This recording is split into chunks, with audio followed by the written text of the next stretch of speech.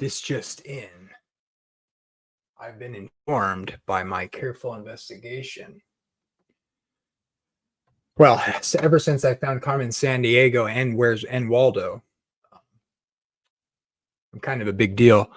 And so just wanted to point out through my gumshoeing something I've uncovered. I was doing deep research on YouTube. I figured something out. You won't believe this. While investigating deeply with my employing all my every possible resource with my vast cabal of investigative journalism, I went to this channel, Chris Lucas Live, and who's pointed out how bad the Seventh Adventist Church is, and I figured it out. This video that's the introduction? What do you call these videos on someone's YouTube channel? The main thing right here, the main video, like for when you go to their channel. This video, I looked into it and I realized he was using this presentation to expose the Catholic Church. And I don't have a problem with it. I actually agree with it. But turns out Chris Lucas is a shill. He's actually promoting the Seventh Adventist Church. He even promotes it in his own channel here. Look at this. This video that he's getting this from or that he's borrowing. Some may call it plagiarism. But I don't really mind. Much like Ellen White, the plagiarist, Chris Lucas is going to this channel here. Let's see. Let's go to this. Okay. This is the video. He gave credit, so that's good. I don't have a problem. So then I'm going to this channel. This video he's using is his main video on his channel. And I'm looking at the Watchman. This is very clever. We have 3 angels here in the top right. That's our first clue. And the 10 Commandments.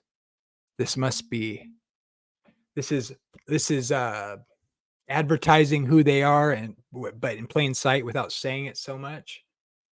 These Seventh Adventists, they don't say they're Seventh Adventists. They're very secretive. And they may have either Chris is an agent, kind of like an Adventist Jesuit, or he doesn't realize that he's promoting a Seventh Adventist channel. This person is clearly a Seventh Adventist. If you notice the let's see if we can find some clues. We have 3 angels right here. The 3 angels messages of the Adventist cult, of course. Ha ha ha. So clearly Chris is a secret agent for the spirit of prophecy. Probably smokes cigars with Ellen White in some hotel. Oh, Anchor Bible Study, Secrets Unsealed, Stephen Bohr. This is a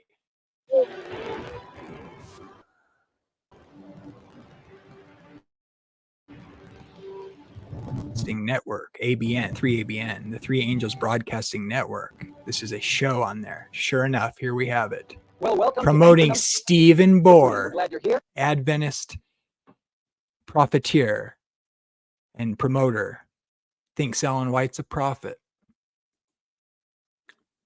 What do we have here? Chris Lucas, you're exposed. Adventist, secret Adventist agent working for the Adventist, probably part of their secret society where they work with the Freemasons, like Ellen White's gravestone, because she has Ellen White has a gravestone that's a miniature obelisk because she's a Freemason, obviously. Oh, that's right. 1 in 3 graves have that same grave marker from those years because people who make gravestones are Masons. Never mind. Yep, sure enough, tons of 3 Angels Broadcasting Network shows on this channel. I knew it. Chris, you dirty dog. You're a secret Adventist promoter. I knew it. You've been exposed, my friend.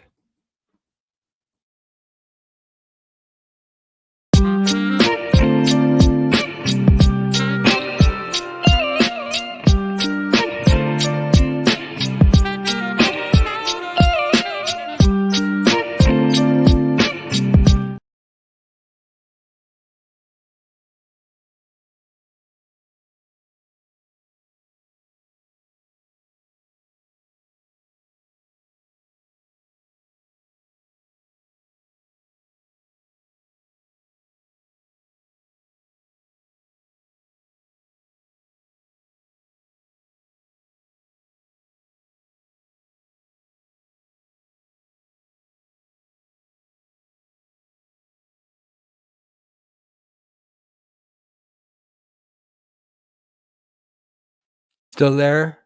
What's up, man? How's it going?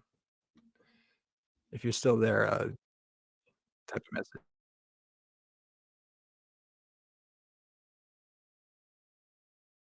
I'm talking to you, Sodium channel, if you're there. I wanted to ask you about something. Actually, if you want to join for a second, I'll put in the link.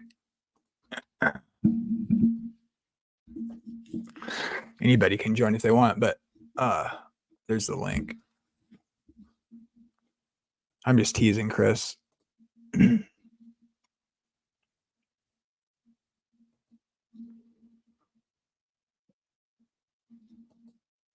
I think the what do you call that? The it's hard, like it's interesting how what that's conspiracy or whatever, but I actually believe in that crazy stuff to some degree. Like it's interesting with Christianity because people are all over the place and like conspiracy nuts in a lot of ways.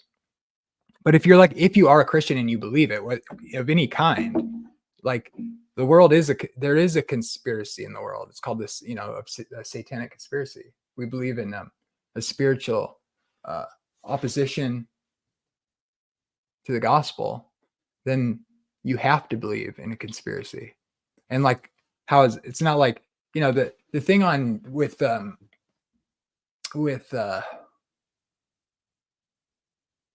sort of mainstream, like, I don't know what you call that, like a porn, like sort of I can't think of the word, kind of the cheap Christian narrative that sells on YouTube, where you make Hollywood like, the satanic Hollywood. I think that's not, it's not wrong, but it's like missing the point. I think if you have really weak doctrine of sin, kind of like a soft, sort of palatable mainstream, sort of almost cartoon idea about sin and the Christianity, then that kind of stuff's appealing because you don't have any sort of like biblical. So you like point to stupid stuff like, like Hollywood doing satanic hand signals, and it's like, I'm not saying that's not necessarily a thing that's evil, but it's kind of a distraction. Like most people. So I look at it like this: most people, look at the Rothschilds or whatever, and people think like Bill Gates is evil, and it's like it's way less like that than people realize. Like, really rich people that are stuck in their sins they just have more money and access to do things regularly that the average person just sort of doesn't have the opportunity to do. Like your neighbor is probably just as willing to do some sick thing that he just doesn't have like the clout or money to pull it off. Like people are tempted with sin. Like most people who are in power actually are trying to do something good. They just don't have the right basis for it. They don't have the right, their worldview is skewed. It's like Bill Gates, like he wants to leave a legacy of doing something good for the world. He thinks the things he's doing are actually what would be best for humanity. People don't seem to realize that. Like That's the most likely thing. Same with the Rothschilds or whatever. They just have tons of money and power, things like that. It's like they're not any more evil than the next guy down the street. By the way, you can get like, there's probably, if you live in a city, there's probably people actually convicted of molesting children. There's probably several of them, within a couple blocks of you. Like, the abuse of children is probably the most egregious, sort of obvious crime or sin that like is so, like, sexual abuse of children is so common. It's frightening. But people want to like distance and say the evil is like out there with the people with power, but it's really just if it's true at all, it's just they just have a lot of access to money, but they're no more evil than the next person, and they might even be better than a lot of people in the sense of where they want to try to leave maybe for selfish reasons, leave like a good legacy and be remembered well. I remember at my pastor, like I used to work in paint for Microsoft, and